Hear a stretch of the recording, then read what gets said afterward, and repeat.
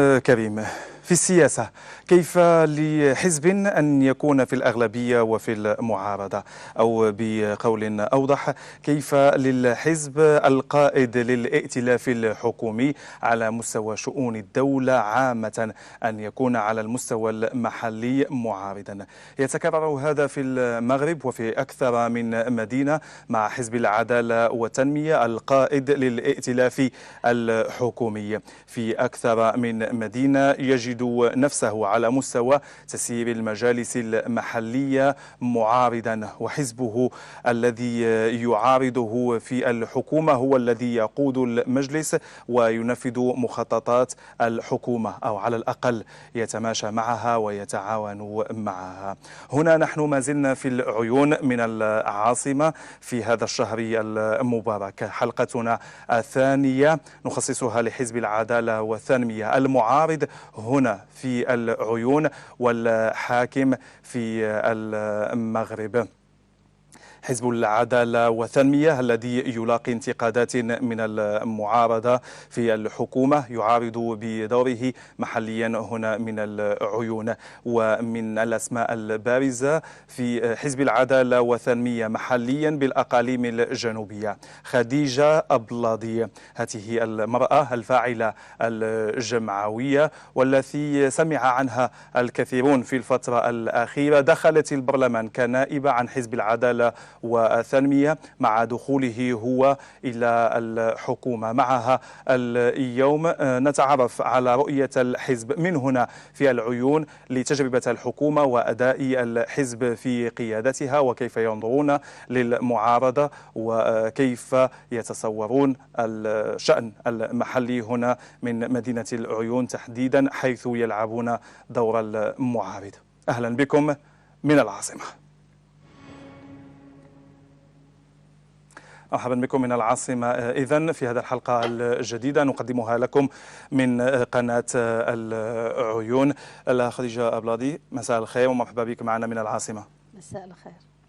كيف أحوالك؟ الحمد لله. رمضان مبارك سعيد. الله يدخل علينا وعليكم بالأسبوع إن شاء الله. يا رب آمين. ونحن نستعد لاستقبال العشر الأواخر من هذا الشهر. مرحبا بك معنا في قناة العيون.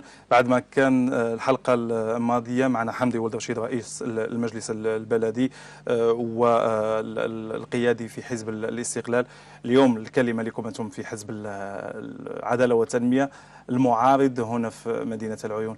كيف هي المعارضة معكم؟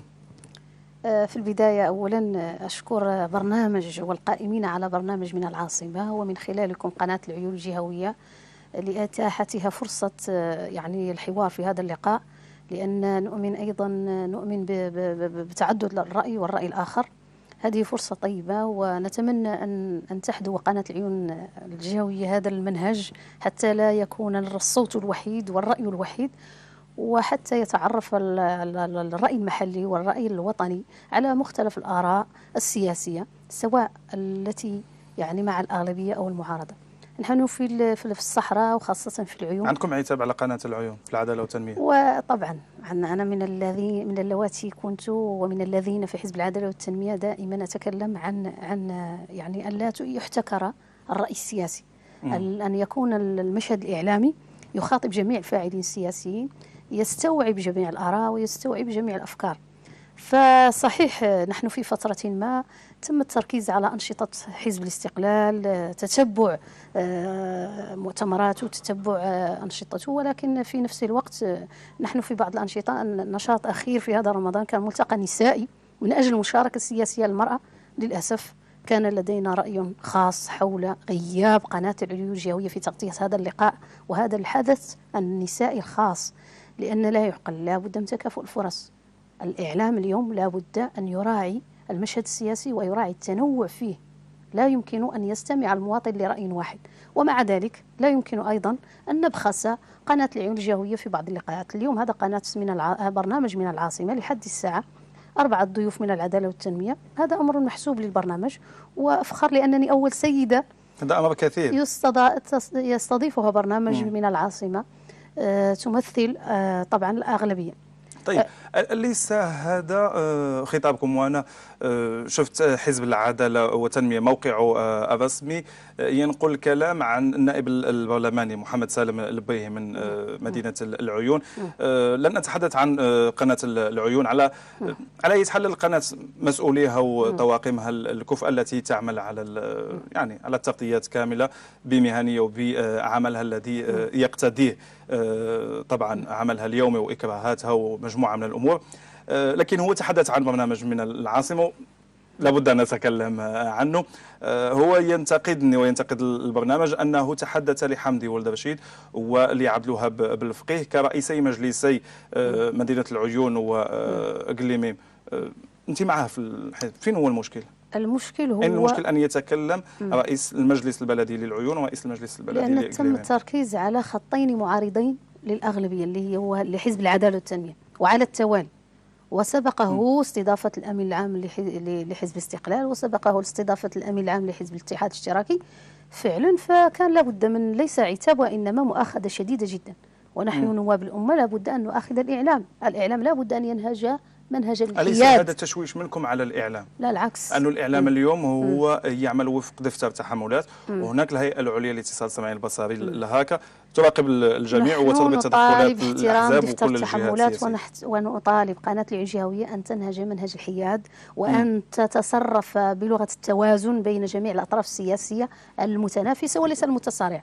اليوم لسنا في حرب. في دفتر تحملات اليوم قناة العيون لم تبقى جهوية، أصبحت قناة العيون. واقع المشهد الإعلامي في قناة العيون يبين أنها مالت كفة المعارضة على الأغلبية أو العكس، بمعنى أنه اليوم كاين طرف هو الطاغي والضيوف. هو طبيعي أن تكون للأغلبية مساحة أكثر من المعارضة. لا يمكن أنا نائب برلماني أو ممثل الساكنة اليوم أن يطغى صوت وحيد، لا يمكن أن نسكت عليه. لا بد أن أراسل السيد الوزير مدى تطبيق دفتر تحملات، مدى احترام هكا أيضا لهذه المعايير.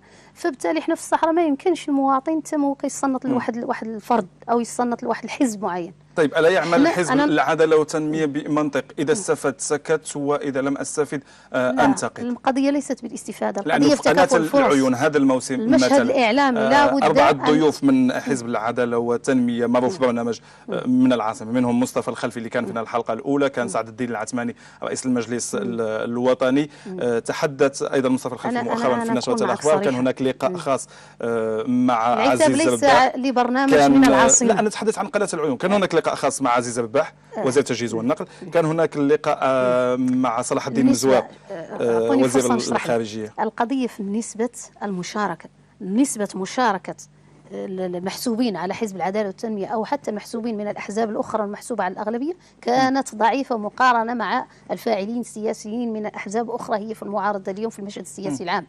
اليوم مطلوب من قناة العيون الجهوية بصفة عامة أن المعارضة يكون عندها حيز أقل من المسير حتى على المستوى المركزي. عانى الشعب المغربي لسنوات ولا زال يعاني. عانى الشعب المغربي بالسنوات من التحكم على مستوى المشهد الإعلامي. اليوم يتكرر الموضوع في الصحراء بالنسبة إلينا كفاعلين سياسيين وكبرلمانيين وكفاعلين مدنيين أيضا وحقوقيين. لا يمكن أن نجعل الإعلام ينحو منحى. طيب، ماذا قدمتم أنتم كمعارضة هنا في العيون؟ أصلا يقال عنكم أنكم معارضة ضعيفة، لا أتحدث عن حزب العدالة والتنمية ولكن بشكل عام المعارضة في مدينة العيون داخل المجلس معارضة ضعيفة. كيف ستكون معارضة قوية وأنت أصلا لم تتح لك الفرصة لتشارك في تدبير الشأن المحلي؟ لم يتح لك فرصة أيضا في الحصول على مقاعد لتنخرط بشكل رسمي في معارضة المجلس البلدي أو معارضة المجلس الإقليمي أو الجهوي. اليوم احنا عندنا عضوية بالصفة في مجلس الجهة، حتى تلك الدقائق المعدودة التي نشارك يضيق علينا، لا لشيء لأنك الصوت مختلف. وإحنا في الصحراء مازلنا ما تعودنا على الصوت المختلف، على الرأي المخالف، لأننا نفهم الخلاف في الرأي هو الاختلاف في الرأي هو صراع، وهذا الأمر لا يصح. طيب. ولم يعد مقبولا أن المشهد الإعلامي الذي عرفه المغاربة متحكما فيه أنه اليوم ما بعد دستور 2011 نعودوا إحنا عايشين تحكم. وإحنا تكلم والسي محمد سالم البويهي تكلم عن من العاصمة، لأن السيد رئيس المجلس البلدي للعيون سرب مغالطات مكشوفة للأسف. لم يعد مقبولا أن تسرب مغالطات هي واضحة للعيان. المواطن اليوم عنده وعي سياسي خاص. طيب، خلينا سأعود معك لتدبير الشأن المحلي هنا في مدينة العيون والتنمية بشكل عام في الأقاليم الجنوبية، لكن سأبدأ معك من المركز، من الحكومة، وأنت دخلتي البرلمان. مع حكومة عبد الإله بن كيران. داخل حزب العدالة والتنمية هناك تيار غير راضي اليوم على أداء الحكومة، ينتقد، وهذا أمر ربما إيجابي وديمقراطي عند الحزب، وهناك من يتبنى كل تحركات الحكومة وأدائها ويراها إيجابية. أنت خديجة أبلاضي راضية 100% عن أداء الحكومة والحزب في قيادة الحكومة أم لك عتاب؟ نطرحك في الصورة. بالنسبة إلينا التيارين اللذين تكلمت عنهم على أن هناك تيار يوافق 100% على منجزات الحكومة وما تقوم به الحكومة، وهو تيار غير راضي. أنا أقول لك بلغة شفافة وبلغة صريحة، اليوم لما ننتقد الحكومة هذا خط ديمقراطي داخلي. اليوم نحن ننتقد كنواب برلمانيين الحكومة من أجل التحفيز على يعني العمل، ومن أجل أيضا تسريع المنجزات، وأيضا من أجل تطبيق البرنامج الانتخابي. اليوم الانتقاد ليس من أجل التشويش، وليس من أجل أيضا يعني طرح أمور ليس ولكن هو انتقاد من أجل تسريع بالمنجزات، من أجل تشجيع هذه الحكومة لتمضي ولا تلتفت للمعوقات والمشوشات. اليوم أنا عبد الإله بن كيران يسير الحكومة كما وعدكم في المجلس الوطني؟ أقول لك فكرة بسيطة. النمطية في التفكير، لا يمكن أن يصفق أعضاء العدالة والتنمية كلهم لما تقوم به الحكومة دون انتقاد موضوعي ومعقول. الفكر النمطي ديال التصفيق للشيخ أو المريد، هذا الأمر لا يمكن أن يكون في حزب العدالة والتنمية. طبعا حزب العدالة والتنمية كأيها الأحزاب له، ولكن النمطية في التفكير، الدفاع الأعمى بهذا العبارة عن منجزات أو عن غيابها، هذا منطق لا يمكن أن نسلم به، بقدر أننا بالنسبة إلينا كأعضاء عاديين أو منتخبين المنجزات التي تستحق أن ندافع عنها، والمنجزات التي نرى الحكومة لابد أن تسرع في تفعيلها نقوم به، ولكن الرأي حر، والحمد لله هناك شفافية وديمقراطية. السيد رئيس الحكومة اليوم في لقائه مع النواب البرلمانيين يتقبل جميع الانتقادات. هل عبد الإله بن كيران اليوم يسير الحكومة كما قال لكم ووعدكم داخل المجلس الوطني لحزب العدالة والتنمية؟ لابد أن تفهم أن السيد رئيس الحكومة في تسييره لتدبير الشأن العام هو رئيس حكومة بصلاحيات. لماذا أسألك هذا؟ لأنه هو عبد الإله بن كيران يقول اليوم قبل أن ندخل الحكومة كان عندنا تصور لتدبير الشأن العام وللممارسة السياسية ولقيادة الحكومة. لما دخلنا الحكومة تفاجأنا بأشياء أخرى، وتحدث عن الفساد وعن اللوبيات والتماسيح والعفاريت. فلهذا أسألك، هل ما وعدكم به قبل بداية العام الحكومي ما زال اليوم؟ وبالعكس فاق سقف التوقعات كل الذي كنا نتوقع. اليوم انخرط حزب العدالة والتنمية وهو يتوقع المشهد السياسي الفاسد، يتوقع الركود الاقتصادي، يتوقع كل الأمور التي كانت لا تشجع على التدبير، ومع ذلك انخرط بجرأة وانخرط بشجاعة. والدليل على ذلك هو واحد مجموعة من الأوراش فتحت التي كانت تتخوف منها الحكومات السابقة، واليوم الحمد لله الوعي الجماهيري يعني الوعي الشعبي يتكلم عن إصلاحات في صندوق المقاصة، إصلاحات في صندوق التقاعد، إصلاحات هذه الإصلاحات التي تقولون أنها تحسب لكم. المعارضة والمنتقدون يقولون بأنها ضدكم وبأنكم قصدتم مباشرة القدرة الشرائية للمواطن وبدأتم الإصلاحات على حساب جيوب المواطنين. أنا لابد أن يفهم المواطن ما هي الظرفية السياسية والاقتصادية والاجتماعية التي وجدتها حكومة العدالة والتنمية أو حكومة بن كيران، لأن هذه حكومة بن كيران فيها واحد مجموعة من الأحزاب في تحالف، كل حزب له بصمته في قطاعه الذي يسيره. الذي يجب أن نفهمه أرشيف أو إرث 50 سنة لم يكن من السهل أن تدبره العدالة والتنمية، ومع ذلك نجحت في أقل من 4 سنوات، نجحت في عمل من أجل يعني معالجة ملفات اجتماعية حقيقية. اليوم مؤسسات دولية اقتصادية تتكلم عن مؤشرات الإصلاحات الاقتصادية والمالية التي يعرفها المغرب. اليوم جلب الاستثمارات الخارجية وغيرها. اليوم تتكلم تونس عن كيف أن المغرب أصبح وجهة، هذا اعتراف يعني دولي وإقليمي. لا يغالط أحد على أن العدالة والتنمية في هذه الحكومة، وأنا أفضل أن أتكلم عن التحالف الحكومي، الواقع السياسي، الواقع الاجتماعي، الواقع الاقتصادي لم يكن مهيئا بما يكفي لتشتغل هذه الحكومة بطريقة سلسة وسليمة. ومع ذلك حكومة اجتماعية لأنها خاطبت فئات اجتماعية، وهذه مغالطة على مستوى الضرب بالقدرة الشرائية وغيرها. العكس، اليوم من خاطب الأرامل، من خاطب الطلبة، من خاطب قطاع الصحة في موضوع الرميد وغيرها والتغطية الصحية. يقال عنكم أنكم خاطبتم ولم تنفذوا. قوانين في البرلمان كلها تخاطب الفئات الاجتماعية الهشة والفقيرة. تخاطب دون تنفيذ، مجرد خطاب. العكس. أين هو العمل؟ هل الرميد ألا يعتبر واقعا ملموسا؟ في مشاكل اليوم كثيرة وقلة من يستفيدون، والرميد اليوم لا ينفع بشكل كبير. يعني رغم أن إشكالات إدارية حقيقية، الإشكال هو أن القرار السياسي على مستوى المركز يخرج بجرأة، ترصد له الأموال وتمهد له يعني باعتراف وزير الصحة، ولكن الإشكاليات قد يجدها المواطن على مستوى التنزيل. نعطيك نموذجين. اليوم الرميد، أنا واحد مواطنين نجبرهم مثلا في العيون، يقول لك الحمد لله الرميد جعلتني نخطي عمليات جراحية، نخطي علاجات مهمة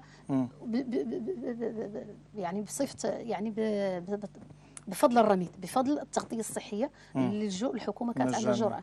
ولكن في المقابل كاين فئات اجتماعية المواطن كيقول لك جبرنا صعوبات مع المؤسسة الفلانية، مع الإدارة الفلانية، مع مقاطعة، من أجل تفعيل هذه. إذا الحكومة أصدرت قرارات سياسية جريئة. على مستوى التنزيل هناك لا زالت عراقيل. طيب، بما انك تكلمت عن رميد، افتح قوس بسيط واخذ رايك فيه انت خديجه الرادي ونواف. المغربيه لا زالت تحتاج الى اصلاحات عميقه. طيب. لكي تفعل هذه القرارات السياسيه على ارض الواقع. قطاع الصحه، انا اتكلم عن رميد، اتكلم عن منحه الطلبه. طيب، سأعود لكل هذا النقاط، فقط حول قطاع الصحة.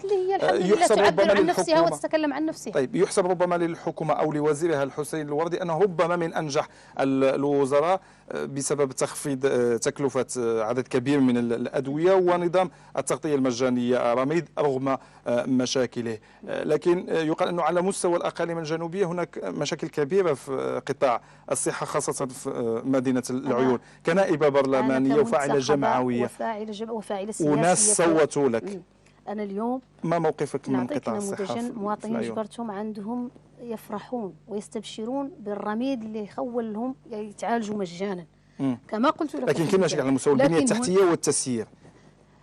يعني هناك انتقاد للمندوب الصحة، لإدارة المستشفى. أنا باش نكون معك صريحة، احنا بالنسبة لنا أنا عضو في لجنة الصحة في البرلمان، ونحن في آخر لقاء الأسبوع الماضي في إكراهات للرميد وإكراهات يعني الواقع الصحي في المغرب بصفة عامة. هي مشاكل من طنجة لقويرة، أنه صحيح في الصحراء بجرعات إضافية، لأن قد ما كانت المناطق بعيدة عن المركز يكون شوي يعني غياب الحكامة وغياب التدبير الجيد، ولكن نكونوا صراحة كاينه منجزات على ارض الواقع. اليوم تفاعل الاداره على مستوى يعني المستشفى ومستوى القطاع الصحي بصفه عامه يمكن تجاوب ايجابي. اليوم هناك انتقاد لمستوى التدبير والتسيير على مستوى المندوب الجهوي للصحه واداره المستشفى وايضا طبيب. هل لك موقف في هذا الموضوع؟ الموقف اللي عندي هو خاص الحكامه الجيده.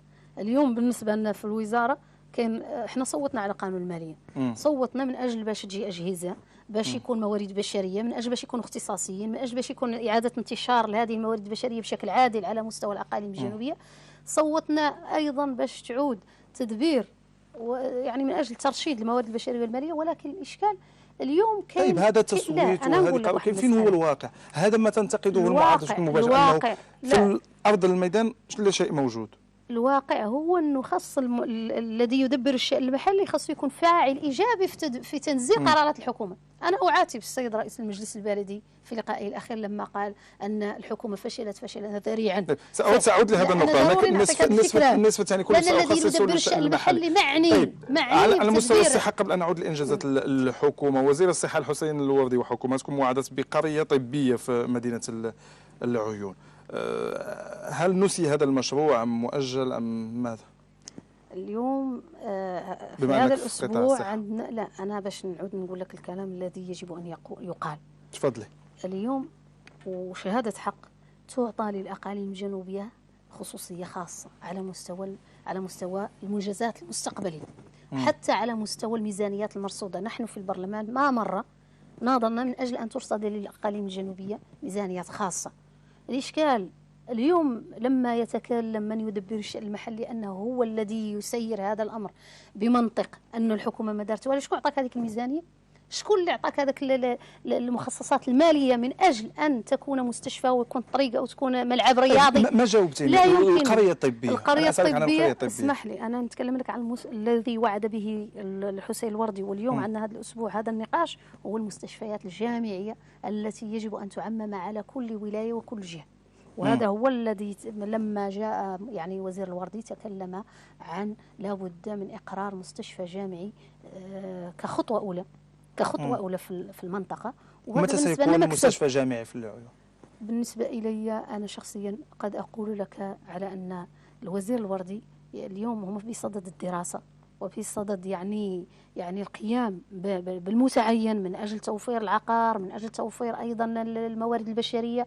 اليوم يعني لا يمكن أن ينطلق مشروع البناء مثلا وأمور كهذه؟ هذه الدراسة حسب أنا ولا كتسناه للولاية الثانية للحكومة؟ لا شوف، خاصنا نعودوا منطقيا. احنا بالنسبة لنا اليوم القرار مرق، يعني القرار خرج، القرار ملي خرج الحمد لله. احنا الدراسة متى استوفت طبعا الرهان ديال الحكومة ورهان الوزير الصحة انه طبعا 2016 هو ان شاء الله ما تم تفعيل هذه الدراسة. لا يمكن ان اطلق انا موعدا محددا دون أن يتكلم أهله، يعني يتكلم الوزير شخصيا عن الموعد المحدد. ولكن اللي كيهمني أنا كمنتخبة النواف أنه تابعنا وتتبعنا النقاش حول إنشاء هذه المراكز الجامعية، وهي طبعا سيكون فرصة من أجل أيضا شعبة الطب تكون في العيون. وهذه الحمد لله هذه تعطينا فرصة باش يتخرجوا أبناء المنطقة ويتخرجوا لأن الإشكال اللي عندنا في الصحراء طيب سأعود معك. أنا باش نختم لك هذه الفكرة. المشكل اللي عندنا في قطاع الصحة هو عدم استقرار الموارد البشرية. احنا للأسف عندنا أطباء زهاء، وعندنا أطباء يشتغلون بأوقات اللي للأسف هم يخالفون فيها، عنده أجرة شهرية ولكن يشتغل لمدة أسبوع أو أسبوعين بالكثير، ويشتغل في الرباط ويشتغل في الدار البيضاء. المواطن اليوم أنا غنعطيك العيون عليها ضغط من جميع جهات الأقاليم الجنوبية، ولكن الموارد البشرية لا تستجيب لحاجيات المواطن في التطبيب. المواطن هذا مشكل حكومة، مشكل وزارة لا ليس الصحة. مشكل حكومة، مشكل الضمير الإنساني. هذا الطبيب الذي يأخذ أجرته، أنت لديك السلطة، أنت الوزير، أنت الحكومة، أنت من يجب أن ينفذ القانون. إجراءات وزير الوردي في محاربة الأشباح، في محاربة أيضا الهدر المهني بهذه العبارة، هي إجراءات مهمة جدا، ولكن لا بد أن يتحرك هذا الفاعل. في نظركم هل القانون دائما يمكن أن يعالج 100% الاختلالات؟ القانون فوق كل الاعتبارات، ولكن لا بد أن يكون الضمير المهني حاضرا، سواء عند الأستاذ سواء عند الطبيب سواء عند أي مهني. لا بد أن يقول على أنني أنا جزء من التنمية. لا بد كما احنا في البرلمان اليوم الرهان على الحضور عندنا. طيب الأقاليم الجنوبية سأعود لها. أعود معك لإنجازات الحكومة. كنت تتحدثي عن رميد، عن الأرامل، عن منح الطلبة، وعن أمور مثل هذه. يقال أنها مجرد شعارات فضفاضة هكذا وبروباغندا انتخابية من الحكومة، وأنه في أرض الواقع ليست هناك استفادة حقيقية من نساء الأرامل مثلا وكذا. أنا كما قلت لك في البداية، قرارات جريئة، قرارات مسؤولة. هذه حكومة مسؤولة، حكومة لا يمكن أن تطلق الوعود الفارغة، حكومة تتحمل مسؤولية في إطلاق القرارات. كما قلت لك صحيح عندنا مازال الإدارة فاسدة، لن أقول 100% ولكن بنسبة مقدرة. نسبة كم فساد الإدارة؟ لا يمكن أن أقدر لك نسبة، لا زالت مرتفعة. أكثر من النصف ولا أقل من اليوم النصف؟ عندك قرارات جريئة، نسبة الفساد في الإدارة، خليني مع هذه النقطة. نسبة الفساد في الإدارة أكثر من النصف ولا أقل من النصف؟ قد أقول لك أكثر من النصف. أكثر من النصف. يعني نعطيك المشكل من كاين، لأن لماذا؟ ستيفن كيران قال لك أنا أكبر محارب لي هو الإدارة ملي ما تكون تستجيب للقرارات السياسية الجريئة. أنت عندك قرارات اجتماعية، وهذا هو اللي خاصنا نسطروا عليه. ليست عندك قرارات يعني من أجل الحفاظ على المنصب أو الحفاظ من أجل أيضا إعادة ولاية أخرى أو غيرها، ولكن هي قرارات تضرب في شعبية الحزب وفي شعبية الحكومة. اليوم من يتكلم على أن الحكومة لم تكن لها منجزات، لغة الواقع، الأوراش اليوم صحيح نحن في البداية ونحن نحتاج مازال إلى السنوات، لأنك أنت اليوم كان عندك واقع سياسي فاسد، واقع اقتصادي فاسد. في نفس الوقت لا يمكن أن نبخس جهود السابقين، ولكن الواقع العام هذه حكومة كانت لها الجرأة أن تنبش في ملفات طالها الفساد. اليوم تريد هذه الحكومة أن تصالح المواطن مع السياسة، تريد أن تصالح المواطن مع خطاب سياسي جديد يفهمه كل مواطن. أنا أقول لك الخلاصة في هذا الأمر، وهو أنه منسوب الوعي السياسي عند المواطن خاصة في الأقاليم الجنوبية وعي لا يمكن أن يحتقره أحد، لا يمكن أن يعني يجانبه أحد، لأن اليوم لا يعقل أن تقول الحكومة ما درت والو، وخاصة أنت مثلا في الصحراء تدبر الشأن المحلي تقول الصحراء، وشكون عطاك هذوك الميزانيات؟ شكون صوت لك عليها؟ سأعود للأقاليم الجنوبية. كاين مفارقة يعني عجيبة في هذا التوجه. لماذا برأيك المعارضة على مستوى البرلمان، المعارضة البرلمانية تقول بأن الحكومة لم تقدم شيء، وبأن الحكومة أذرت بالمعيش اليومي للمواطن المغربي وبالقدرة الشرائية، وبأنها حكومة فاشلة وتعطيها معدل أقل من الصفر حتى؟ لماذا؟ المعارضة خذلت وعي الناس لما لم تقم بأدوارها الطبيعية والحقيقية، لما انخرطت المعارضة في معارك هامشية لا تخدم المصلحة العليا للدولة وللشعب وللمواطن، انخرطت المعارضة في مزايدات سياسوية فارغة، وأنا أتحمل مسؤوليتي في هذا الكلام، فجعلت من المواطن ومصلحة المواطن مطية لتمرير خطاب سياسي لا يخدم لا من قريب ومن بعيد المصلحة العامة. أنا أقول لك المعارضة اليوم في خطابها السياسي هو مزايدات سياسية، اليوم جعلت من الاختلاف السياسي صراعا، والصراع لا يمكن أن يبني التنمية، الصراع لا يمكن أن يؤسس لفعل سياسي حقيقي، لا يمكن أن يؤسس لتعدد الآراء. بالنسبة لحكومة السيد عبد الإله بن كيران لا يمكن أن تشتغل بنفس ممتاز إن لم تكن المعارضة قوية. ليس في مصلحة هذه الحكومة أن تكون معارضة ضعيفة، لكن للأسف المعارضة اليوم قوية ولا ضعيفة؟ المعارضة أضعف مما أن تتصور. اليوم المعارضة تستهلك خطابا، طيب كيف لمعارضة لا ضعيفة؟ يحترم المواطن في الأصل. كيف لمعارضة ضعيفة وأضعف مما أتصور؟ أساليب ماضوية على مستوى التسويق في الجرائد الصفراء لأعراض الناس. أي حزب ينتقد الحكومة هو جريدة صفراء اليوم؟ لا، العكس. بالعكس، هناك معارضين في أحزاب من المعارضة، وإن كان صوتهم اليوم لا يعلو على باقي الأصوات المشوشة. اليوم المعارضة فيها ناس شرفاء، ولكن بنسبة قليلة لا يسمع صوتهم لأنهم لم تتح لهم فرصة، لأن اليوم من يتزعم المعارضة يتبنى خطابا شعبويا، يتبنى أساليب لا ترقى إلى الفعل السياسي الراقي. طيب كيف لهذا المعارضة التي ترونها أن يقوم بالتنمية للمنطقة ممكن نرفع صوتي حتى أنا احتراما لك لا أرفع. كيف لمعارضة ضعيفة كما ترون وتقول أنها أقل من ضعيفة حتى أن تزعجكم بهذا الشكل وأن تحرجكم وأن تسبب لكم هذا القلق من رئيس الحكومة والأمين العام لحزب العدالة؟ يعني ها أنتم اليوم أنت ومعك محمد سالم البهي فقط لأنه رئيس مجلس بلدي من حزب الاستقلال كان له ممر في برنامج تلفزيوني أزعجكم هذا. رئيس الحكومة يدخل البرلمان منفعلا وواقعة السفاهة ما زالت شاهدة على ما وقع. جعلته تتذكرين واقعة ميلودة حازم دون أن أقول ما وقع وما قال لها وما قالت له رئيسة الفريق البرلماني لحزب الأصالة والمعاصرة، أخرجت ربما رئيس الحكومة من حدود اللياقة واللباقة. أقول لك كلاما كيف بسيطا لمعارضة ضعيفة أن تضعكم في هذا الموقف؟ أقول لك كلاما شفافا ما فيه مزايدة، ما فيه أي شيء. المعارضة لما التهت لما انشغلت بالقشور انزعجنا، هذا هو انزعاجنا. أما لما تنخرط المعارضة بخطاب جاد بفعل جاد لا يمكن أن ننزعج. نعطيك نموذج. اليوم أنت كرئيس حكومة تجي للبرلمان، تجي لمجلس النواب من أجل لعرض ليس المنجزات، وإنما من حق رئيس الحكومة أن يدافع عن حصيلته، ومن حق الأغلبية أن تدافع عن حصيلتها. لا بد أن تخرط المعارضة من أن تنتقد هذه الحصيلة في بعدها الاقتصادي، في بعدها العلمي السياسي. لا يمكن أن تقبل أنت من المعارضة أن تقيم القشور بهذه العبارة، بمعنى أنت مثلا يعني واحد الانتقاد اللي هو لا يرقى إلى تقييم السياسات العمومية. هذا هو الرهان على المعارضة. نعطيك استضافة رئيس المجلس البلدي. أنت اليوم لا يمكن أن نقبل نحن الأغلبية ونحن في الحكومة أن نقبل المغالطات. الذي يزعجنا ليس انتقادات المعارضة إن كانت جادة فيها، ولكن الذي يزعجنا هو المغالطات التي تحاول واستغلال المشهد الإعلامي في هذا الاتجاه. لا يمكن المعارضة أن تستغل الإعلام المقروء والمسموع والمكتوب والمرئي لكي تمرر المغالطات. وأقول لك لا يمكن أن يغالط اليوم أحد الوعي الجماهيري للناس، لأن الوعي الشعبي هو وعي وصل إلى مستويات ما بعد 2011، وبما جاء به الدستور وغيرها من المقتضيات وغيرها من الدينامية التي يشهدها المغرب. طيب أنا سأذهب معك في هذا الاتجاه.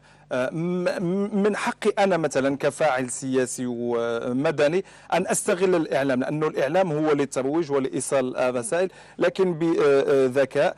أنا يعني انتخبني الناس وصوتوا لي، أنا في منصب مسؤولية ولدي أنشطة ومشاريع، من الطبيعي أن يتحدث عني الإعلام. ربما بدل أن تنتقدوا عليكم أن تتحركوا. ماذا قدمتم أنتم من أنشطة؟ كم هي عدد أنشطتكم التي تقومون بها وتنظموها حتى يتحدث عنكم أي واحد؟ أنا نقول لك كلمة حق. احنا بالنسبة لنا في البرلمان معنا برلمانيين من المعارضة، مقترحاتهم في المستوى، نقاشاتهم عالية جدا، أداؤهم السياسي يرقى، لكن هم قلة قليلة وربما لا تتاح لهم فرصة. الرهان اليوم أو الإشكال في الواجهة السياسي اليوم المحسوب على المعارضة، الذي يمرر مغالطات عبر وسائل الإعلام أو يسوق لأمور لا توجد على أرض الواقع. احنا بالنسبة لنا في المعارضة في الأغلبية لا يمكن أن نترك هذه المغالطات تمر، خاصة مثلا في الصحراء. اليوم في الصحراء لما يقول أن هذا المجهود وهذا المركب الرياضي. ما هي المغالطات التي يروجها رئيس المجلس البلدي؟ يلا نتكلم بشكل مباشر. بشكل مباشر اليوم رئيس المجلس البلدي يقلل من إنجازات الحكومة. هو طبعا لن نطلب منه أن يطبل ويصفق لإنجازات الحكومة، هو في حزب معارض، ولكن لا يمكن أن نتكلم عن منجزات المجلس البلدي في العيون، مركب رياضي أو قرية رياضية أو بنية تحتية أو مكتبة وغيرها. ولكن من صوت لهذه الميزانية؟ احنا اللي صوتنا لها. احنا اليوم كنا في مجلس الجهة وتكلم رئيس المجلس الجهة ويقول على أن خذلتنا الحكومة والوزير الفلاني لم يقم بما يقوم، ولكن من أين أنت تصرف هذه الميزانية اليوم وتستثني الداخلية؟ هناك قمة التناقض. هذه وزارة الداخلية هي قطاع من قطاعات حكومية أخرى. اليوم المغالطات التي يحاول البعض في الصحراء تسريبها هو وكأن هذه المنجزات صرفت من جيب البعض منهم. طيب هو لم يقل أنه صرفها من جيبه. المركز هو اللي أعطاك هذيك الميزانية. واليوم هذاك المركز اللي كنا احنا واحد النهار في البرلمان كنصوتوا على قطاعات فلان. طيب جميل، فين المشكل؟ كنصوتوا أنت صوتي، هو سير ونفذ، فين المشكل؟ المشكل؟ من يمثل الحكومة في الصحراء مثلا؟ من يمثل الدولة؟ هي الحكومة.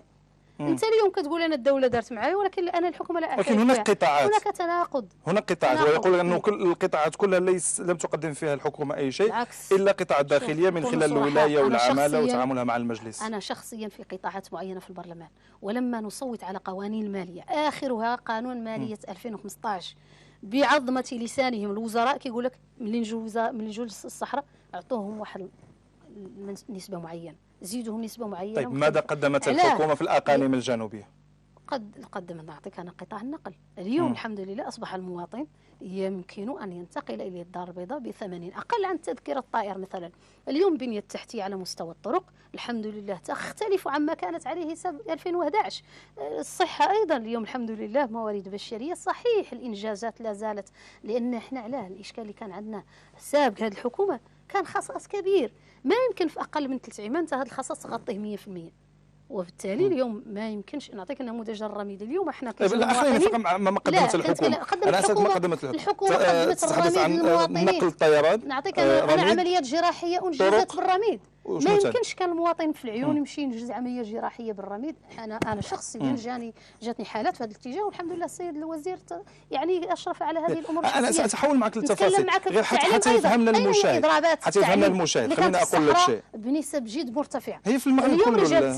هذا ملف في الصحراء، لان احنا كنقولوا الاضرابات راه كانت في الصحراء بجرعات اضافيه. طيب انا نتكلم لك على لا خديجه اولاد، انا غير اعطيني النقاط واحده. لا انا نعطيني واحده ومن بعد نفصلوهم حتى نفهمهم ونركزوا معها. ماذا قدمت الحكومة في الأقاليم الجنوبية؟ في الصحراء لم نكن نحلم أن يتابع مسؤولين معينين في قطاعات معينة وبمسؤوليات كبيرة جدا.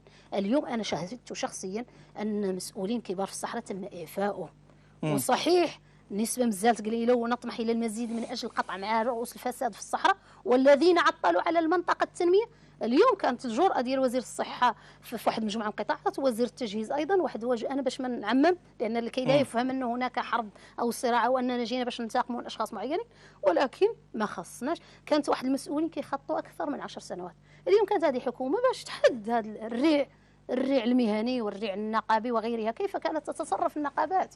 اليوم الحمد لله قطاع العدل، انا شخصيا اشرفت على واحد مجموعه من القطاعات تابعتها، رغم انه اليوم كاين الفصل بين السلطه القضائيه والسلطه التشريعيه، ولكن شفنا بانه ناس بسطاء انتزعوا حقوقهم بالعدل، لان السيد وزير العدل شخصيا يشرف على ملفات حساسه في المنطقه. والمواطن البسيط اليوم كيقول لك لم نكن نتصور ان ياخذ العدل مجراه الطبيعي في منطقه كانت محظوره على تطبيق القانون.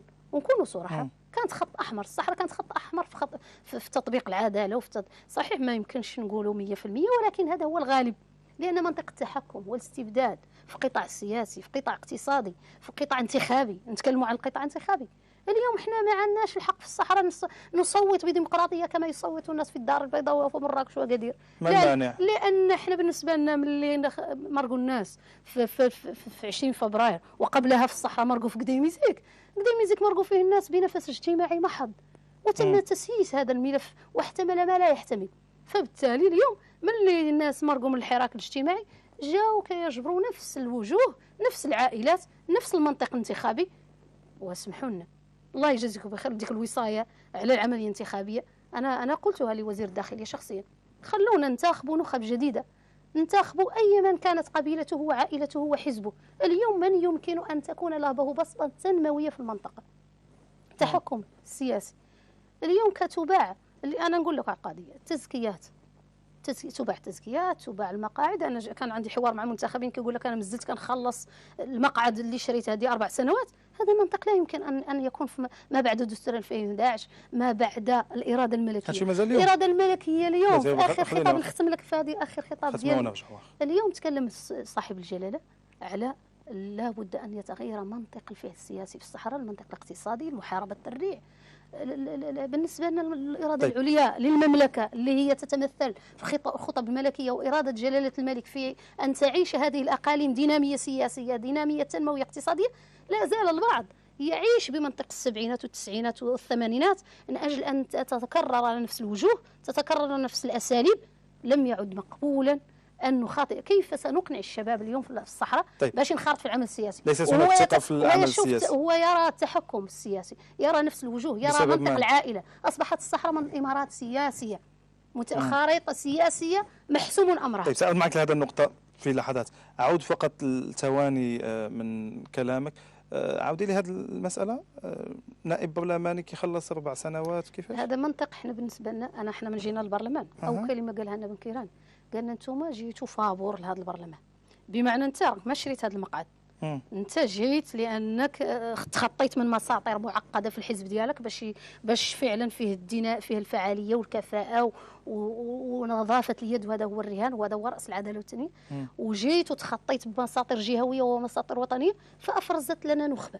هذه النخبه احنا لا نزايد على البعض فيها، فيها القوي وفيها الضعيف وفيها، ولكن الراس مالنا نظافه اليد، المصداقيه، الكفاءه. اليوم اللي انت كتجي البرلمانيين معاكم منتخبين كيقول لك راني نزلت كنخلص مقعدي السابق. ايوا احنا بالنسبه اليوم هذا الشيء مازال البرلمانيين موجودين اليوم. احتقار لوعي الناس، لما تشتري ذمه الناس واش البرلمانيين موجودين اليوم؟ انا لا اتكلم عن الموجودين او السابق ولا الموجودين لما ياتي البرلمان اليوم. هذا شوف، هذا في المغرب كامل.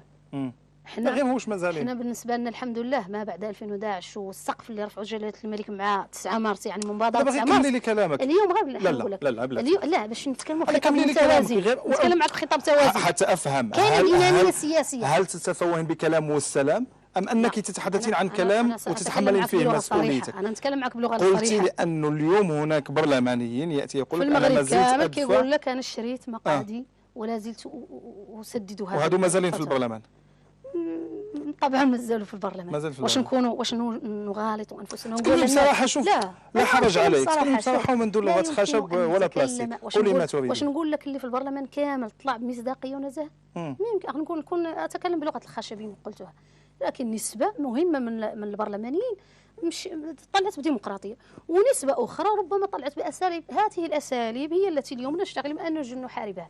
اليوم نريد ان نخوض الانتخابات الجماعيه والجهويه وبمقتضيات قانونيه. تقدم القانون اليوم في امور اللي هي مهمه جدا، لا يمكن ان تجد واقعا وأن تجد نخبة سياسية بهذه الرداءة. طيب، تحدث أنه في الصحراء أصبحت هناك إمارات انتخابية.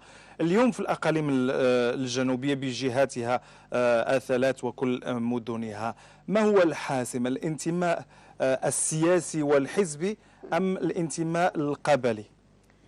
اليوم الرهان على الكفاءة، على النخب الشابة. لابد هذا ما نتمناه وما يريده الناس، لكن واقع الحال، الرهان على واقع الحال اليوم طبعا الأحزاب لابد أن تتنافس. المعطى القبلي فارض نفسه، ولكن لابد أن يستثمر بشكل إيجابي.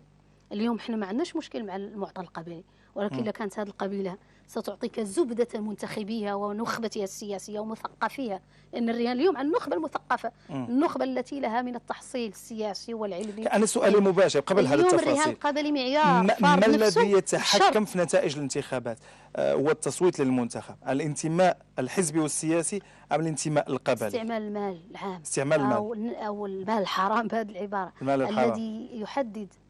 لا تستعملوا أنتم في العدالة والتنمية؟ طبعا لا، أنتم شرفاء. لا ندعي الشرف، ولكن الأحزاب الثانية تستعمل. يمكن أن نقول رأس مالنا نظافة. من يستعمل المال؟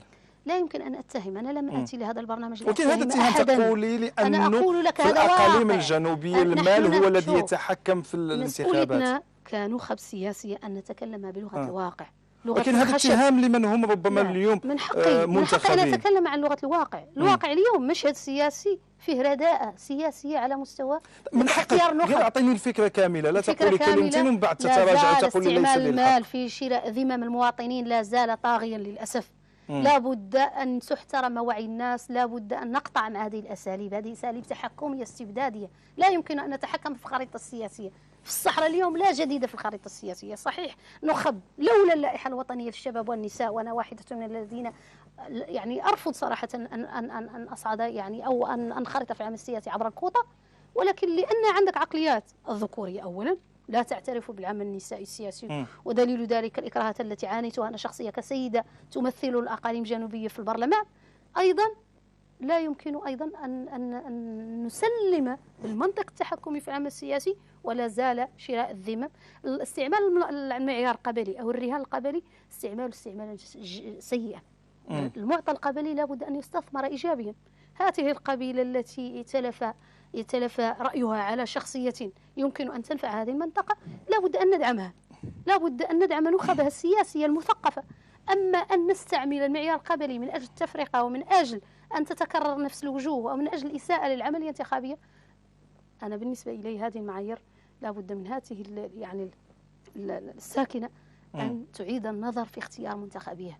طيب، في ظل هذا المعطيات، الألوان السياسية في ظل هذا المعطيات، لا ما هو العدالة والتنمية أنتم؟ ولا الاستقلال ولا الاتحاد الاشتراكي في الصحراء شكون اللي يدبر الشأن المحلي، ولكن الرهان اليوم على الذي سوف يقيم، يعني تكون له بصمة. طيب، في ظل هذه المعطيات التي تقولينها خديجة أبلاضي، وأرى فيها من السوداوية الكثير على مستوى العمل والممارسة السياسية، ما هو حظكم في الانتخابات المقبلة؟ حملة انتخابية مجانية لك، الانتخابات الجماعية هي على الأبواب في شهر شتنبر، ما هو حظكم؟ احنا بالنسبة إلينا متفائلين إلى أبعد الحدود، وسنقوم إن شاء الله باكتساح، وأقولها لك وأنا لا أتحدث على المستوى الوطني، هنا أنا في العيون. أتكلم على المستوى المحلي. في العيون اليوم شعبية العدالة والتنمية في العيون وفي الصحراء الشعبية لا يمكن فقط أنا من أقولها، ولكن كلام صح. وإلا ما بغوا يخلوا المال العام، يعني إلا بغوا يخلوا العملية الديمقراطية يكون على على يقين أن العدالة ستتصدر. لا أحد يشكك الآن في صدقية الانتخابات ونزاهتها في المغرب بالنسبة لنا احنا كيف قلت لك في البداية لابد أن نقطع مع الأساليب القديمة. إذا قطعنا مع الأساليب القديمة يعني تتوزع تكافؤ الفرص وتتوزع الفرص لجميع الأحزاب السياسية والأطياف السياسية. يعني حزب العدالة والتنمية في الانتخابات الجماعية في العيون سيحقق اكتساح اليوم بوجوهه الشابة، بالديمقراطية الداخلية اللي عنده في المنطقة. احنا الحدود البارحة صارنا إلى الفجر من أجل أن نفرز نخبة سياسية. اليوم في بعض الأحزاب هذه التزكية قد أعطيت لها شهور وقد تم، يعني أنا ما يمكنش نوزع اتهامات على أحد، ولكن هذه توزعني الاتهامات وبعد ذلك تقول لي لا أريد أن أوزع الاتهامات. هذا منطق واقع. واش نقدروا نقولوا اليوم كاين ديمقراطيه داخليه في احزاب؟ لكن غير المساله انت قلتي حزب العداله والتنميه سيحقق اكتساح سيحقق ان شاء الله مقاعد مهمه. اكتساح ولا مقاعد مهمه؟ سياسيه فائله جدا، لاني دائما اراهن على وعي الناس اليوم تميز اليوم. واش اكتساح ولا مقاعد مهمه؟ فهم كيف ما فهمت. لا اريد ان افهم منك، اعطيني انت الكلمه. انا بغيت ناخذ واحده. سيحقق مقاعد مهمه جدا. لماذا؟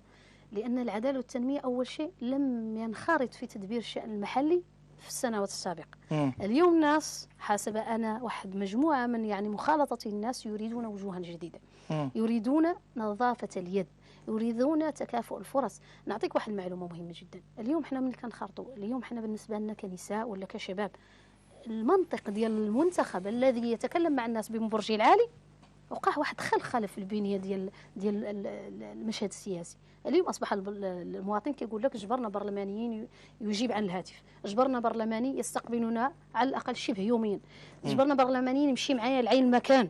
حنا بالنسبه لنا الناس كتتكلم على منطق اخر، منطق انه كان يعني برلماني اليوم حزب العداله والتنميه يعني يعرف المواطن في مواسم معينه، يفتح دكاكين انتخابيه في مرحله معينه، وهذا في احتقار لوعي الناس. لا يمكن حزب العداله والتنميه اليوم قادر على ازاحه حزب الاستقلال من مدينه العيون. انا بالنسبه الي هذا منطق صراع. نحن لا نعمل من اجل ازاحه احد. الخيار من سيفوز في الانتخابات؟ أنا لا يمكن أن أتنبأ لك بنتائج الانتخابات. أنا قلت لي عندكم اكتساح، والاكتساح بالدرجة الأولى أن تكون الأول وبفارق كبير. لا اسمح لي باش نكونوا واقعيين. رحم الله عبدا عرف قدر نفسه. العدالة والتنمية ينخرط في الانتخابات بتفاؤل كبير، باشتغال، بدينامية، ينخرط من أجل أن يفرز نخبا بديمقراطية داخلية، ولكن في اتجاه آخر يؤمن أن منطق الفساد يتفق معه البعض ويتفق معه الأغلبية الصامتة التي نريد نحن كعدالة والتنمية أن نحركها لترفض هذا الواقع. هل لك الجرأة والقدرة على تسمية رؤوس الفساد أم أنه سيبقى كلام مستمر؟ بعيد عن الوصاية. نتمنى أن تنخرط وزارة الداخلية بنفس إيجابي من أجل أن تسري الديمقراطية على مستوى اختيار النخب السياسية التي تكلم عنها صاحب الجلالة في الخطاب الأخير، التي يمكن أن ترهن المنطقة بالتنمية الحقيقية. لا يعقل ما رصدته الدولة ل40 سنة لا يجد له المواطن أثره على أرض الواقع. الجامعة اليوم تأخرت 40 سنة. البنيات الاستشفائية في مستوى المركز الاستشفائي اليوم لا زال في قيد الدراسة. هذا عيب وعار. أنا أسائل المنتخبين السابقين، أين هي قوتكم الاقتراحية في هذه السنوات السابقة؟ لماذا لم يجد المنتخب يقول لك أنا أقترح، لكن ليست لدي السلطة الفعلية لأنزل على أرض الواقع. أقول لك تقرير المجلس الاقتصادي والاجتماعي. رئيس المجلس البلدي قال لنا من العاصمة، قال لوزير التعليم العالي الجامعة وتكلم على بناء الجامعة، قال له جيب لي المحسنين يبنيوا الجامعة، وهذا كلام رسمي وتصريح رسمي لرئيس المجلس البلدي. لا أنا بالنسبة لي الوزير هذا هو اللي قلنا تم تمرير مغالطات. لا الوزير الداودي أحرص ما يكون من أجل أن تؤسس نواه جامعية في الصحراء، واليوم الحمد لله نشهد افتتاح كلية ليس نواه جامعية، جامعة قائمة بكلياتها. لأن الجامعة لا يمكن تبنى هكذا دفعة واحدة، وهذا منطق. ولكن قال له جيب لي محسنين يبنيوا الجامعة. المناطق أو المدن الكبرى الجامعة بنيت تدريجيا، لأنك لابد أن تؤسس لكليات متخصصة وبعدها تسميها جامعة. لا يمكن أن تبنى جامعة بالتخصصات وأنت لا تعرف الواقع، لا تعرف الحاجيات الطلبة أو يعني الشعب المطلوبة. عموما اليوم مع 2011 كاين كلية الشريعة، كاين واحد مجموعة من الكليات التي دشنت. طيب أنا مازال سؤالي معلق، مازال سؤالي ينتظر في مغالطات كبيرة، ويؤسفنا أن يكون يعني شخص برلماني ومسؤول سياسي في المنطقة لا زال يستبلد وعي الناس ويتكلم بهذا الكلام. أنا أرجع مازال سؤال، أنا سأعود لسؤالي وبعدها أنا أتكلم عن انخراط إيجابي لوزارة الداخلية من خلال عندي 5 دقائق، مازال لي سؤال. هل لديك الجرأة والقدرة على تسمية رؤوس الفساد التي تتحدثين عنها؟ أنا لست مؤسسة دستورية أنا دعني أرجع لك إلى لا أجاوبيني على هذا. لا أنا قاطعتني في واحد الفكرة مهمة اللي هي المجلس الاقتصادي والاجتماعي. لما تكلمت عن الريع السياسي والاقتصادي هذا ليس كلام خديجة بلادي النائبة البرلمانية، هذا منطق المجلس، هذا يعني تصريح أو اعتراف أو تقرير المجلس الاقتصادي والاجتماعي. اليوم واش كاين شي واحد غيشك في مؤسسة تقرير في مؤسسة دستورية؟ اليوم كتقول لك اليوم ثروات الصيد البحري، ثروات الفوسفات، وعندك 15% من العطاله في الصحراء. لماذا لم هل بعض الاحزاب اليوم التي تخطب وتدغدغ عواطف الشباب وبالعطاله وان هذه الحكومه ما دارت لكم والو؟ علاش هما في هذه السنوات كامله ما يستثمروا هذه الثروات كامله من اجل التشغيل الداخلي ومن اجل التشغيل الذاتي ومن اجل نحن لازلنا نتذكر كيف كانت يتم تمرير التوظيف المباشر في الصحراء، كيف كانت صفقات تحت الطاوله في تشغيل مقربين حزبيا، مقربين قبائليا، مقربين عائليا.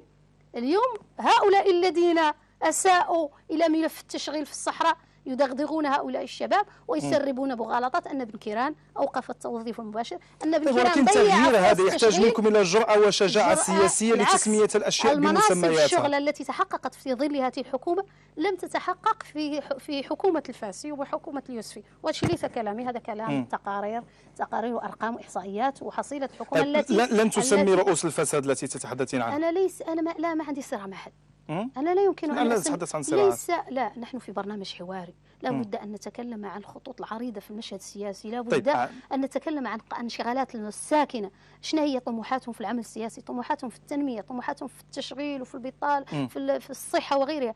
أما أن أسمي رؤوسا، هذاك عنده واحد الهيئات في الرباط هي اللي كترسل المفتشين ديالها، وهي اللي غتكشفهم ولا ما تكشفهم، لأن طيب. المنطق اللي عندنا ليس من أجل الكشف أو الانتقام أو الحسابات السياسية. أنا بالنسبة إلي إن صعد من حزب الاستقلال في هذه الانتخابات ومشهود له بالنزاهة والكفاءة، أنا أول واحدة سأتصوت عليه. ولكن بالنسبة اليوم التجربة الاستقلال غير مشرفة في الصحراء، وكنقولوها تجربة ما حزب هو الاستقلال في انتقادكم الصحراء تجربة أبانت عن الرع السياسي، منطق الرع الحزبي. المنطق حنا شفنا واحد مجموعة من الإدارات اليوم لا زال المنطق الحزبي هو اللي كيتصرف فيه. اليوم قطاعات معينة للأسف ما نبغي نذكر الاسم، ولكن قطاعات معينة تتعامل معك بانتمائك الحزبي، وكيقولها مواطن كيقول لك إلا بغيتي تقضى لك غرض تعال انتمي الحزب الوحيد اللي في الصحراء.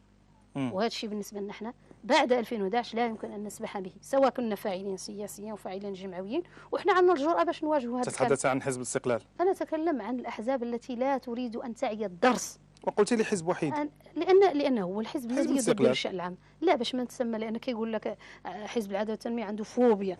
القضية ليست فوبيا، القضية لابد أن يتوقف هذا التحكم، لابد أن نؤسس لفعل يحترم. حزب الاستقلال ولا الاتحاد الاشتراكي؟ احنا بالنسبه لنا لما نحارب الفساد السياسي نحارب جميع الاطياف السياسيه. وحزب الاستقلال انا قلتها لك في البدايه، حزب الاستقلال قلت لك على انه حزب الاستقلال ابان عن تجربته الفاشله. طيب انا عندي الصحراء. اقل من 5 دقائق، عندي 4-5 اسئله سريعه اطرح عليك واعطيني اجوبه مختصره لو امكن، لانه تجاوزنا الوقت. اوكي. بذكرك الحزب الوحيد سماه حامد الدين الحزب الاخر، أتصور في بيانه على قضية أحمد منصور الصحفي المصري الذي سب وشتم الصحفيين المصريين بسبب زواجه العرفي من واحدة من مناضلات حزبكم العدالة والتنمية، ما تعليقك على الموضوع؟ تعليقي أنه هذا خطاب جانبي، معركة هامشية تافهة، أتفه من التفاهة وأتفه من الذين سوقوا لهذا الخطاب. لأن اليوم انشغالات المواطن أكبر من زواج صحفي أو واش هو حقيقة أو إشاعة. انشغالاتنا أكبر، اهتماماتنا أكبر. اليوم احنا بغينا التنمية، بغينا الأمور اللي هي جادة. أما هذا النقاش باش اسمه هذه حسابات سياسية تافهة جدا تنضاف إلى باقي المعارك الهامشية التي تنشغل بأعراض الناس. حسابات الصحفي سياسية. منصور ربما تجاوز خط الأدب ولكن ربما ومن حقه أن يدافع عن نفسه. ولا مؤكد هو ربما تجاوز، ربما أنا ما يمكنش نسمه، ولكن بالنسبة لنا أنت نشيط على الفيسبوك، شفتي ما وقع؟ أنا بالنسبة إلي مواقع التواصل الاجتماعي فرصة مهمة للتسويق السياسي، للتسويق للتجارب الناجحة، للتسويق للأفكار الجادة. بالنسبة إلي ليس عندي صراع مع أحد، لا مع حزب الاستقلال ولا مع أي القناة الإرجاوية، ولكن اليوم من حقي أن أتكلم عن تكافؤ الفرص، من حقي أن نحارب التحكم على مستوى المشهد الإعلامي، أن نحارب التحكم على مستوى المشهد السياسي أيضا والانتخابي. سؤال آخر، قصة الحب الشهيرة سبي بن خلدون والحبيب الشوباني، هل كان يستحقان الخروج من الحكومة بسبب غرام ومشروع زواج؟ أنا بالنسبة إلي هذه التجربة فيها من العلاقات الشخصية اللي صراحة عيب نخوض فيها. هذيك علاقات شخصية. أعطيني موقف صريح ومباشر. الإشكال أو الموقف أنه الخوض فيها بكل ذلك الابتذال وبتلك الميوعة وبالخوض في أعراض هؤلاء الشخصين هو المبالغة التي غلفت أو كانت عنوانا للمشهد. لكن أنا نقول لك واحد المعطى، الحكومة كانت جريئة لأن أنصتت إلى نبض الشارع. نبض الشارع تحرك في هذا الملف، وإن كنت أعتبر الموضوع مبالغ فيه والموضوع فيه من الضغط المبالغ فيه. اليوم خاص المواطن يضغط من أجل نحارب الفساد، نحارب الناس اللي مازال ما جاوبتيني. لا أنا نجاوبك قلت لك أنه هذه كتدخل في خصوصيات الناس. لا هل ولكن الحكومة كانت جريئة لأنها تقبلت استقالة هؤلاء الوزيرين. اليوم أعطيني شوي حكومة كانت مستعدة أن تضحي بمنصب وزيرين. طيب أنا سؤالي وهو ليس من كل هذا. أكفأ الوزراء اللي عندها في الحكومة. الحب بين وزيرين هل العنوان العريض يقتضي هو خروجهم من أن الحكومة؟ ضغط الشارع كان يعني فرصة لأن تتخذ الحكومة هذا القرار، وهذا الشيء احنا ربما أول مرة كنعرفوه. رأي الشارع لم يكن يعطى له هذا القيمة، لم يكن يعطى له. مازال لم أصل للجواب. كنت صراحة أنتقد الهجوم الخبيث. خلينا من الهجوم. أنا معك في كل هذا الأمر، لأن الوزراء لم يضبط عليهم اختلافات مالية. هل مشروع اليوم الزواج كاينين بينهم مسؤولين يقتضي عليهم خروجهم اختلافات مالية كبيرة جدا، عليهم تجاوزات خطيرة جدا، لم تقم هذه القيام. وتحالف معهم حزب العدالة والتنمية. هذه القيام التي قامت، انت هذاك الشيء اللي عندك في السوق، عندك شي احزاب اخرى، هذاك الشيء اللي عندك في السوق، وبالتالي انت اليوم. ولكن مع ذلك ابان حزب التقدم والاشتراكيه، ابان حزب التجمع الوطني. ليس اولى انك لا تمارس وان تسير. على فكره تتكلم عن الوردي، انا لما ادافع عن الوردي، واش الوردي السيد الوردي عضو في حزب العداله والتنميه؟ احنا نتكلم عن الوردي كحزب تقدم والاشتراكيه، ونتكلموا عن الاستاذه الوزيره شرفات افلال وكسيده استطاعت في وقت قصير ان تكون لها بصمه. ايضا نتكلم عن واحد بالنسبه لنا احنا ما عندناش ذاك المنطق ديال العداله والتنميه واحتكار. طيب سؤال ثاني، يبدو أنه الملفات الفضائحية توالت على حزب العدالة والتنمية قبيل الانتخابات، وقضية بنت عزيزة رباح وزير التجهيز والنقل واستفادتها من الداخلية. هذا مصطلح فضائحية، هذا مصطلح مغلوط، وكنتمنى يعني ما غاديش نسمح لك تمروا في هذه الحلقه، لان انا نقول هي الفضائح لا ما هو وصفها. واش نتكلموا عن اخبار الجرائد الصفراء؟ هل تسمي فضائح الحكومة بما تنشره الجرائد الصفراء؟ اليوم الجرائد أو البعض الذين يحسبون على الإعلام زورا يريدون أن تنجر الاهتمامات المواطنين إلى مواضيع تافهة، وغالبيتها في أعراض الناس وفي بعض القضايا التي نعطيك نموذجا. ما وقع في موازين، ما وقع عند مسجد حسان، ما وقع يعني في واحد مجموعة من يعني القطاع أو المواضيع التافهة جدا، أعتبرها هي جر من أجل أن نجر المواطن عن ما هو مطلوب أو ما هو الأساسي. يعني هذا مقصود. الأساسي هو هذا مقصود طبعا. من قبل من؟ من قبل من يريد أن يتحكم في الآلة الإعلامية، من يريد أن يوجه الوعي الجماهيري المعارف التافهة. اليوم منطق المتحكمين. طيب رأيك في قضية بنت عزيزة رباح؟ اليوم تحكم رأيك في قضية بنت عزيزة رباح واستفادتها من النظام الداخلي؟ باختصار أرجوك. شوف أنا نقول لك واحد القضية، لا يمكن أن هذه الحكومة تجبر الطريق مفروشة بالورود. احنا في الوقت اللي نشجعوها، أنا اليوم لا أطبل ولا أزمر لها، ولكن احنا اليوم الحكومة أبانت اليوم علاش مؤسسات دولية اقتصادية توجد. أنا نجاوبك لأن هذه كما قلت لك هي سلسلة معارك لن تتوقف. ما حد كامل هذه العدالة والتنمية والتي في الحكومة في التسيير العام لا بد أن يسمع مثل هذه الاتهامات وغيرها التي لا يمكن أن نتصورها عن وزير. أعتبرها جواب. خلينا آخر النقطة. لا هذه غنصححها ضروري. بنت الرباح هي في واحد الشعبة اللي أصلا الطلب قليلين، وهي تسكن مع باقي الطلبة. لما يعني خرجت أصلا بمقعدها خاوي، فبالتالي هي لم تحتكر مقعدا لابن الشعب في حي جامعي، فبالتالي هذه غير تفاهات، هذه معارك جامعية. هذا الجواب. مازال جوج الأسئلة وجاوب علينا بشكل مباشر. أوكي. عبد الإله بن كيران قال أنه أيضا ابنه يستفيد من منحة جامعية للدراسة في فرنسا 5000 درهم شهريا. في نظرك أنت هذا بن كيران الذي لا زال يسكن في بيته أو بيت زوجته، ومجموعة من الأمور التي أتيحت لكي يستفيد هو وعائلته، وبالعكس حتى حزبه، فهذا يعني ما يمكنش نتقبلها العقل أنه ابن بن كيران سيستفيد من منحة. هذه اتهامات. أنا أقول للمعارضة وللذين يسوقون هذا الكلام، ارفعوا سقف اهتمامات الناس وتكلموا لهم عن قطاعات تنموية تحتاج من الحكومة جهود جبارة. لا يمكن اليوم أن تعترف مؤسسات مالية دولية بمنجزات الحكومة، واليوم نجد على مستوى بعض القطاعات أو بعض الأطراف القليلة جدا. ابن رئيس الحكومة أن يستفيد من منحة جامعية؟ أنا بغض النظر عن الخبر صحيح إن كان له حقا على مستوى القانون فهو له حق، إن لم يكن له حق لا يمكن أن يسمح بذلك. طيب. عبد الإله بن كيران شخصيا. لأنهي معك، ننهي بالحلم. شنو قصة الحلم؟ بالنسبة إلي هذا موضوع تم يعني إقفاله، لأنه مجرد يعني تأثر بوفاة السيد عبد الله باها. هذه الوفاة هي وفاة أثرت فينا جميعا لقيمة عبد الله باها، لرمزية عبد الله باها، لأن المربي الحكيم كما وصفه إخوانه وأعداؤه أنت شفتيه في الحلم، فبالتالي هذاك مجرد تأثر نفسي. أنا أقول لك هو مجرد تأثر نفسي وبالفقدان ليس إلا غير ذلك من السيناريوهات دخل فيه الإعلام طولا وعرضا. هو من يتحمل. أنت نشرتي على الفيسبوك أن سي عبد الله باها رحمه الله زارك في المنام، وهذا أمر عادي وتأثر نفسي، حتى أنا ممكن نشوفه في الحلم. بما يقال في المنام، ولكن أعتد بما تقولين. أنت كنت فايقة وفاش كتبتي في الفيسبوك ما كنتيش كتحلمي. لا شوف، لما كتبتي في الفيسبوك كنت بكامل وعيك، وكان أتصور أنه كان لديك من الوعي ما يكفي لفهم ما كتبتي، لأنك قلت في الفيسبوك أن عبد الله باها لما زارك في الحلم قال لك أنه لم يمت بحادثة القطار، لم يدهس القطار.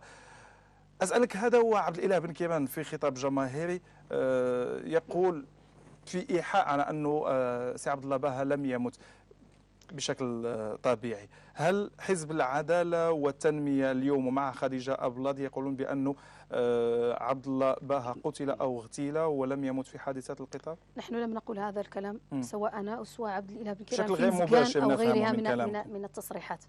أنا أتكلم معك بلغة صريحة. ما كان هدفك من الكتابة على الفيسبوك؟ لحظة كتابة كانت لحظة تأثر شديدة جدا، لأن بالنسبة إلينا وفاة رمز. لأن أنا شخصيا عرفت باها وأنا عندي 12 سنة، وكانت عندي 12 سنة، وكانت علاقة وطيدة جدا، لأنه كان يجينا للصحراء وكنا نقيسوه، وكان واحد تأطير. لا يمكن أن يؤطرك هذا الشخص ولا تتأثر بفقدانه. القضية كانت لحظة تأثر ليس إلا تسويقها عبر الإعلام وتحميلها ما لا تحتمل. ذاك الشأن الإعلام الذي يريد أن يبحث في الشاذ والفاذ. لكن أنت كتبتيها بيدك. أنا أقول لك حلم، ومجرد حلم. يعني هو بالنسبة إلي لا يحتمل من الواقعية ومن يتم تدوينه على الفيسبوك. هي لحظة تأثر إنساني حقيقي بإنسان لم يكن سهلا، رقما صعبا، كان رقما صعبا في حزب العدالة والتنمية. كان الرفيق لعبد الإله بن كيران وهم شباب إلى الآن، وكانت له بصمته وهو خاصة في هذه الحكومة. كان الرجل توازنات بامتياز، كان رجل الذي يشهد فيه الخصم قبل الصديق. فبالتالي هذه لحظة تأثر. ربما كانت الكتابة أنا بالنسبة لي كانت كتابة عفوية. ربما الإعلام أو الذين يصطادون في الماء العكر يريدون أن يحملوها ما لا تحتمل. هذه بالنسبة لنا احنا هذه ماشي معارك اللي هي اليوم تبدأ اليوم، هي بدأت منذ أن كان حزب العدالة والتنمية في المعارضة، تؤلف حوله المؤلفات ويتهم. اليوم أنا عندي رسالة أخيرة، لابد أن نشهد المشهد السياسي، المشهد الإعلامي لابد أن ينخرط إيجابا، لابد أن ينخرط إيجابا. أنا لن أقول تشجيع التجربة، ولكن غير التكلم بحيادية، أن يتكلم بانتقاد. ربما أنا أقول لو قامت الآلة الإعلامية بدور إيجابي ومحايد، ربما ستنوب عن هذه المعارضة البائسة التي تخلفت عن الموعد وتخلفت عن معارضة الحكومة بمعارضة إيجابية وانتقاد علمي بناء، لأن المواطن محتاج معارضة قوية، لأن لا يمكن أن تجد نفسك. ويجب أن تكون أيضا معارضة قوية على المستوى المحلي في مجلس المدينة، حتى لا يقال عنكم أنكم ضعفاء. على مستوى الصحراء نحن بالنسبة لنا، أنا شخصيا كامرأة لازلنا للأسف نجد مضايقات، لأن لا زال منطق التحكم والتدبير المفروض. ولا تنتظري أن تجدي طريقك أمامك معبد. هذه هي لماذا اليوم مقتضيات قانونية تشجع على 27 في المشاركة النسائية؟ اليوم هذه الأحزاب نفسها ترفع شعارات رنانة، ولكن على مستوى الفعل صوت نسائي المرة السابقة في المجلس الجهوي يحارب. لا لشيء، لأنه يريد أن ينتقد تدبير المحلي. انتقاد اليوم حتى أنا سأحارب الصوت النسائي الآن وسأقطع، لأن التدبير المحلي اليوم يحتاج لنخب صاعدة يمكن أن تنتقده إيجابا. أما أن تنتظر مني أن أصفق لما لا يمكن أن يصفق له، فهذا بالنسبة لي ليس منهجي وليس مبدئي الذي انخرطت من أجله في البداية في العمل السياسي. العمل السياسي لا بد أن يصالح المواطن مع السياسة لك. وليس العكس. شكرا لكم. شكرا لك. راضية، خديتي الوقت كافي؟ ما زادش حاجة؟ ما قلتي كل شيء؟ مازال ما كملت. مازال ما كملتيش. خاصك حلقة ثانية انت، وحنا زدناك ربع ساعة. شكرا لكم. زيادة شكرا على الوقت باش تبقي على خاطرك، لأنك أول ضيفة من العنصر النسوي معنا في البرنامج، والحديث معك ممتع على أي حال. وإن شاء الله ما زلنا نرجع معك في حلقات مقبلة. شكرا لك. بهذا مشاهدينا نكون قد وصلنا إلى نهاية حلقتنا اليوم من العاصمة، قدمناها لكم من استوديوهات قناة العيون، على أمل أن نلقاكم في حلقة جديدة. لكم تحيات كل فريق العمل، والشكر موصول للطاقم التقني وكل من شارك في إنجاز هذا الحلقة. ختاما، هذا كريم حضري يحييكم. أطيب المنى وإلى الملتقى.